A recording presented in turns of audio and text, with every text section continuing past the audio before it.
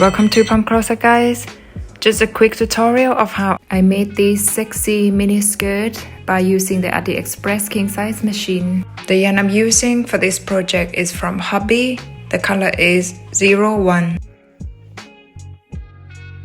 For both front piece and back piece, I actually use the same pattern as the black skirt I have done from the previous video. The differences is I knit 50 rows instead of 119 rows. Apart from these, everything is exactly the same as the black skirt. The edging of the skirt, I have used the same pattern, the same amount of the rows. For this skirt, there is no split on the sides, so just work on the edging pattern in circle. I really hope you liked the tutorial, guys. Any questions, please feel free to write down in the comment section. Don't forget to like, share, subscribe to my channel, and I will see you in the next video.